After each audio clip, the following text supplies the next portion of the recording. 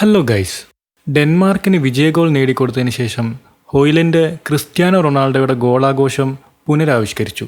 ഇന്നലെ നടന്ന Nations league quarter ഫൈനലിൽ പോർച്ചുഗലിനെതിരെ ഡെൻമാർക്കിന് വിജയഗോൾ നേടിക്കൊടുത്ത റാസ്മസ് ഹോയ്ലൻഡ് തൻ്റെ ഐഡലായ ക്രിസ്ത്യാനോ റൊണാൾഡോയുടെ പ്രശസ്തമായ ഗോൾ സെലിബ്രേഷൻ പുനരാവിഷ്കരിച്ചു. പോർച്ചുഗലിനെതിരെ 1-0 എന്ന സ്കോറിൽ ഡെൻമാർക്ക് വിജയിച്ച ഈ മത്സരത്തിൽ ഹോയ്ലൻഡ് 78-ാം മിനിറ്റിൽ മാച്ച് വിന്നറായി. ക്രിസ്റ്റ്യൻ എറിക്സന്റെ ഫസ്റ്റ് ഹാഫ് പെനാൽറ്റി സേവ് ചെയ്യപ്പെട്ടതിന് ശേഷം ഹോയ്ലൻഡിന്റെ ഈ ഗോൾ ഡെൻമാർക്കിന് വലിയ ആഘോഷങ്ങളാണ് നൽകിയത്. മത്സരശേഷം ഹോയ്ലൻഡ് പറഞ്ഞു, ഇത് വളരെ അതിശയകരമായുള്ളൊരു മാച്ചായിരുന്നു. എൻ്റെ ഐഡലിനെതിരെ മത്സരിച്ച് ഗോൾ അടിക്കുകയും മാച്ച് വിന്നറാകുകയും ചെയ്തു. ഇതിനേക്കാൾ മികച്ച ഒരു സ്ക്രിപ്റ്റ് എനിക്ക് എഴുതാൻ സാധിക്കില്ല. മത്സരശേഷം ബ്രൂണോ ഫെർണാണ്ടസ് എന്താണ് പറഞ്ഞതെന്ന് നോക്കാം. അവർ വലിയ ആക്രമണകാരികളാണ്, ഞങ്ങൾക്കറിയാമായിരുന്നു.